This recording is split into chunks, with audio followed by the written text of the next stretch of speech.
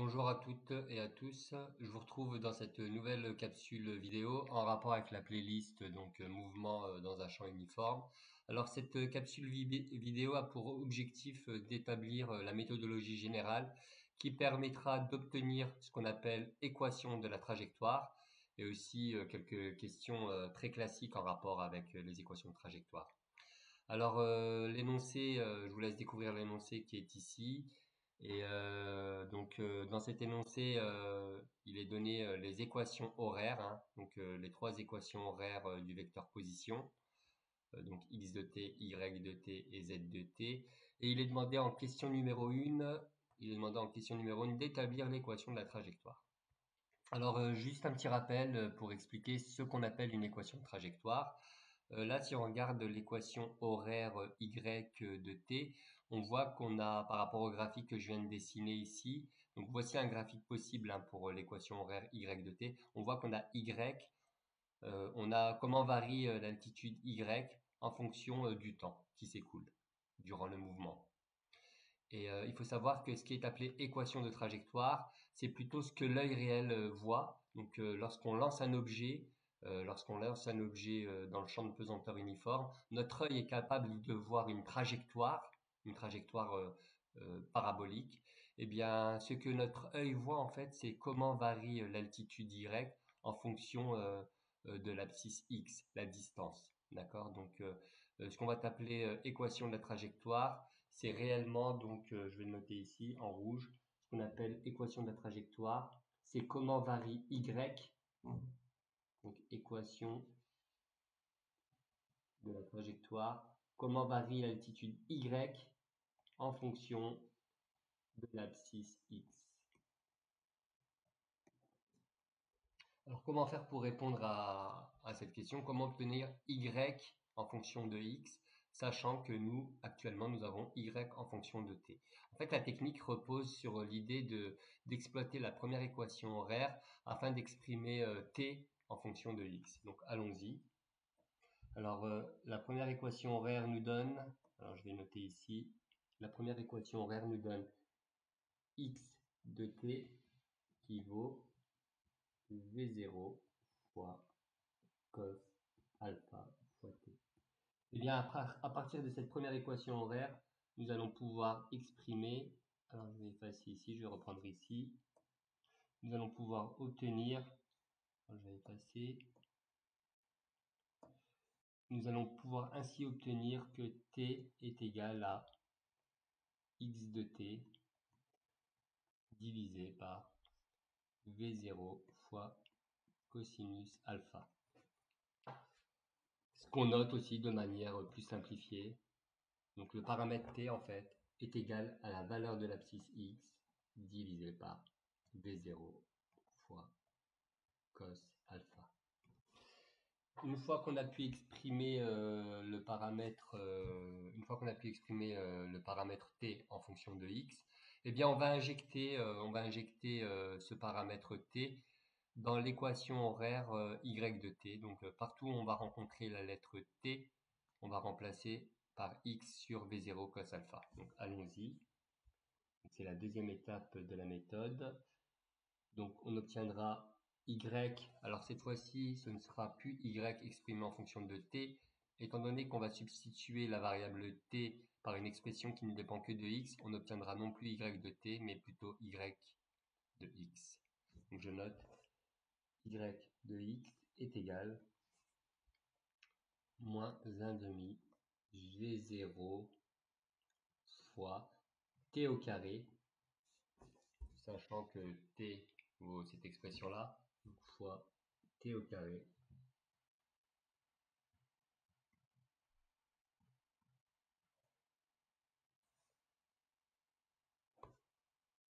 plus V0 fois sinus alpha fois t, mais donc t vaut cette expression, V0 fois cos alpha. Voyons voir s'il n'y a pas des simplifications possibles. Alors, juste indiquer tout de même que D'un point de vue méthode, c'est un résultat à connaître, hein, c'est un résultat de cours à connaître. Lorsqu'on lance un objet avec une certaine vitesse initiale qui forme un angle alpha, on sait que la trajectoire est de forme parabolique. Donc j'ai dessiné ici le début de la trajectoire, hein, de forme parabolique. Et on sait très bien qu'il y a un résultat mathématique, hein. On sait très bien que si c'est une parabole, obligatoirement, l'équation de la trajectoire va s'écrire sous la forme générale y de x égale ax au carré plus bx plus c. D'accord? C'est pour ça que d'un point de vue de la méthode, il va être intéressant d'isoler le x au carré pour pouvoir trouver un coefficient petit a devant la variable x au carré. Il va être intéressant aussi de mettre en valeur isolément le paramètre x afin de trouver le coefficient b devant x et enfin de trouver l'expression de la constante c. Alors poursuivons. Procédons donc à ces simplifications qui vont avoir pour objectif de mettre en évidence les coefficients a, b et c. Alors ça nous donne y de x égale, alors x au carré, donc le carré va se distribuer ici et ici, ce qui va donner moins 1 demi G0 1 sur V0 fois cos alpha au carré fois x au carré. Donc voici x au carré qui a été isolé et on a un coefficient ici qu'on pourra nommer petit a plus, alors sinus alpha divisé par cos alpha ça fait tangente alpha, V0 divisé par V0, donc V0 divisé par V0, alors ça va donner plus tangente alpha x. Alors je note ici le résultat qu'on vient d'utiliser, en fait c'est un résultat mathématique, sinus alpha divisé par cos alpha, en fait ça vaut tangente alpha. C'est un résultat de maths qu'on a appliqué. Et on constate que la constante C en fait vaut 0. Il n'y a pas de constante. Ou alors si, il y en a une, mais elle vaut 0. Alors on peut réarranger ça autrement, hein. On peut réécrire ça d'une écriture un petit peu plus pratique. Donc ça nous donne moins 1 demi de G0 sur V0 fois cos alpha au carré. Donc ça, toute cette quantité-là, ça sera le coefficient, c'est une constante, hein, ça sera le coefficient petit a fois x au carré plus tangente alpha fois x. Donc ce tangente alpha là, ça sera le coefficient b, donc ax au carré plus bx plus 0 ici, donc ça c'est c. Alors par rapport aux données de l'exercice, je vous invite à les regarder. Je les mettrai en pièce jointe, hein. Je mettrai aussi l'énoncé de l'exercice en pièce jointe au premier commentaire. D'après les données de l'exercice, hein, avec V0 qui vaut 10 mètres par seconde, l'angle alpha qui fait 60 degrés et G0 qui a été donné à 9,81 mètres par seconde au carré, il est possible de calculer la valeur des coefficients A, B et C. Alors je vous donne le résultat, je vous laisse vérifier. Donc si vous faites le calcul, vous trouverez que le coefficient petit a vaut donc moins 0,196. Le coefficient petit b vaut 1,73 et le coefficient petit c vaut 0. Ainsi, je vais réécrire peut-être sous une forme, enfin, un peu plus arrondie, hein, c'est pas c'est peut-être une forme un petit peu plus lisible pour les lycéens, hein. Les lycéens préfèrent, ont un petit peu de mal à raisonner avec des notations littérales, hein. Ce sera peut-être une expression un petit peu plus digeste. Alors, si je note cette équation de trajectoire en ayant calculé les valeurs des coefficients approchés, ça donne y de x égale moins 0,196 x au carré plus 1,73 x. Donc voici, je vais encadrer en rouge.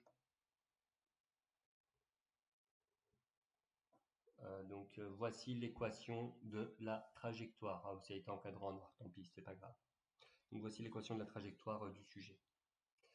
Alors il était demandé en question numéro 2 de donner la nature de la forme de la trajectoire et de faire un petit dessin de cette trajectoire. Alors on peut faire un dessin avec sa calculatrice, hein. Les calculatrices graphiques désormais sont capables de dessiner des graphiques. Sinon très rapidement, on sait que c'est une parabole. Donc y en fonction de x. Si on remplace x par 0, on peut faire quelques points. Si on remplace x par 0, on a y qui vaut 0. Donc c'est une parabole qui va passer par l'axe des origines. Puis je vais dessiner cela comme cela. Et comme dans toute parabole, il y a un sommet de parabole, S ici, on l'appelle souvent S. C'est un moment où la dérivée s'annule d'ailleurs. Mathématiquement, la valeur de la dérivée s'annule à cet endroit-là. Je mets une parabole horizontale.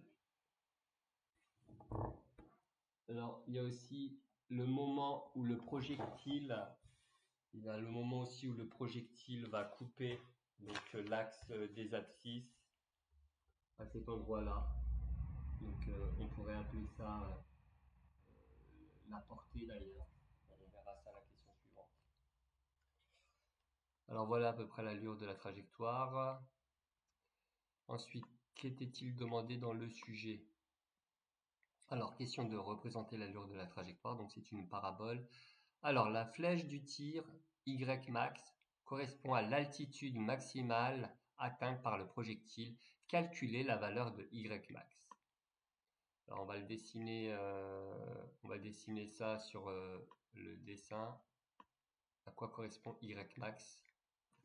Alors, ce qui est appelé la flèche, ce qui est appelé la flèche du tir, dans un tir parabolique, hein, c'est un tir parabolique. On appelle ça un tir parabolique. Ce qu'on appelle la flèche, eh bien, c'est la hauteur ici. C'est la hauteur du tir. Donc, ça correspond à la flèche. On appelle ça Y max. Donc, entre l'altitude du sommet quelque part. Donc, je reporte ici Y max. C'est ce qui est appelé la flèche du tir. Alors là, ici, pareil, on va appliquer des résultats mathématiques. En fait, il s'agit la flèche du tir, s'identifier au sommet de la parabole. Et pour une parabole, résultat mathématique à connaître, on peut trouver les coordonnées d'un sommet de parabole. Les formules de cours de mathématiques disent que l'abscisse, la valeur de l'abscisse du sommet de la parabole, c'est moins b sur 2a, sachant que la parabole a pour équation générale un ax au carré plus bx plus c. Donc moins b sur 2a. Et puis pour avoir l'ordonnée, y max, eh bien c'est l'image, hein, c'est l'image de l'abscisse moins b sur 2a. Donc ce sera y. Donc une fois qu'on aura trouvé la valeur de l'abscisse moins b sur 2ax, on remplacera y de moins b sur 2a. Alors qu'est-ce que ça peut donner de manière pratique? Alors si on fait des calculs avec les valeurs de A, B et C calculées précédemment, l'abscisse vaut 4,41 mètres.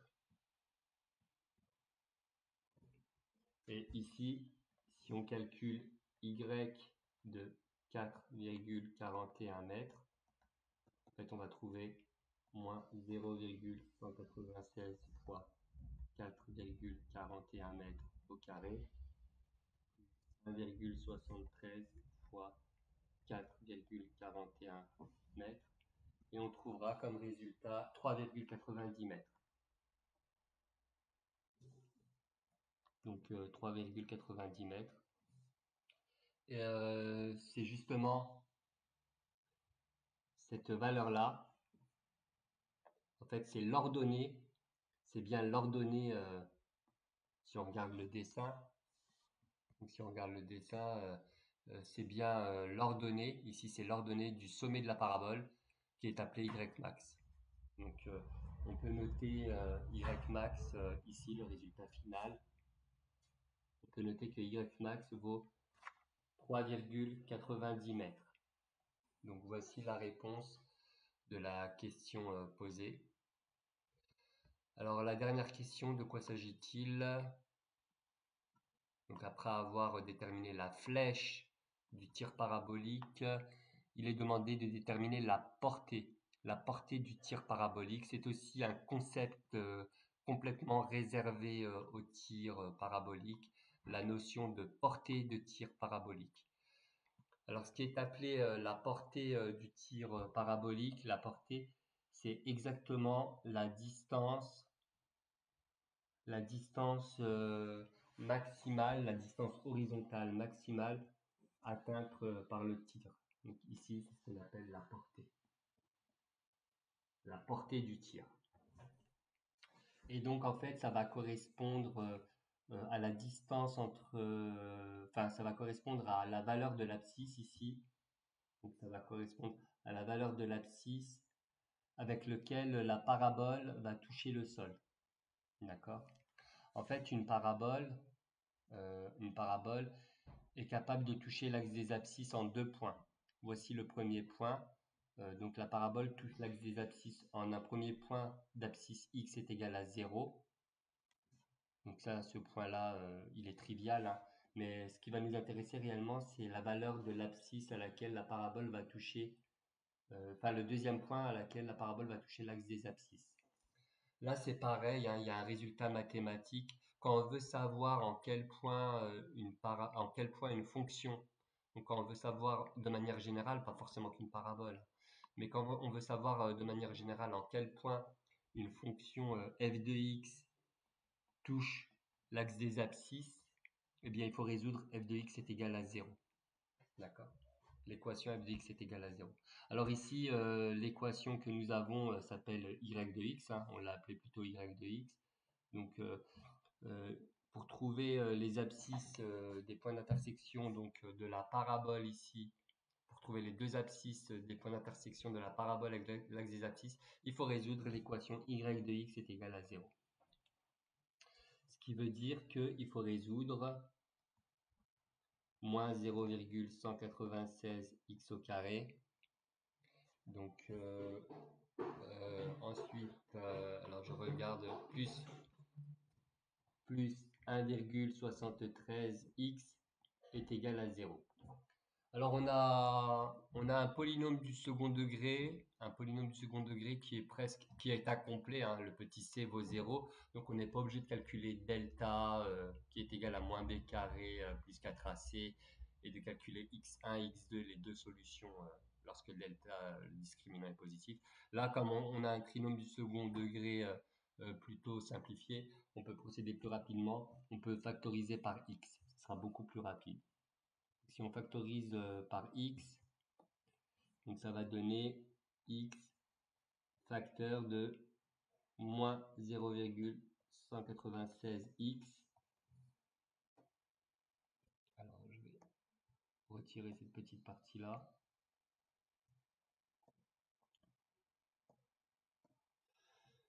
Plus 1,73 est égal à 0. Alors, on obtient un produit de deux facteurs qui doit être égal à 0. Un produit de facteurs est nul si et seulement si l'un des deux facteurs est nul. Donc, première solution, x est égal à 0. Donc, bien évidemment, c'est un résultat attendu. On le sait, la parabole coupe l'axe des abscisses. Dans ce cas-là, on le voit, hein, quand on remplace x par 0, on trouvait y est égal à 0. Hein. Dans tous les cas, par rapport au dessin, on le voit bien que la parabole coupe bien l'axe des abscisses au point d'abscisse x est égal à 0. C'est pour ça qu'il y a cette première solution qui a été attendue. Mais ce qui nous intéresse le plus, nous, c'est la deuxième solution. C'est xp ici, la deuxième solution. Donc, elle va provenir de la deuxième partie, moins 0,196x plus 1,73 est égal à 0.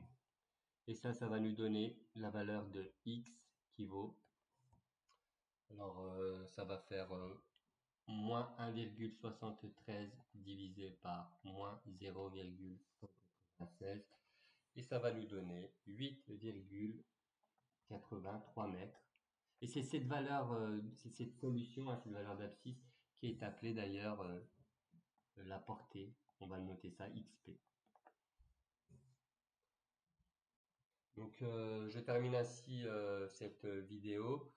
Donc en reportant ici la valeur de la portée du tir. Donc la portée du tir vaut 8,83 mètres. Donc voici comment se termine cette vidéo, hein. Donc en résumé, dans cette capsule vidéo, on a appris à établir une équation de trajectoire à partir des équations horaires du vecteur position. On a appris à calculer la hauteur maximale d'un tir parabolique, hauteur maximale qu'on appelle la flèche du tir parabolique.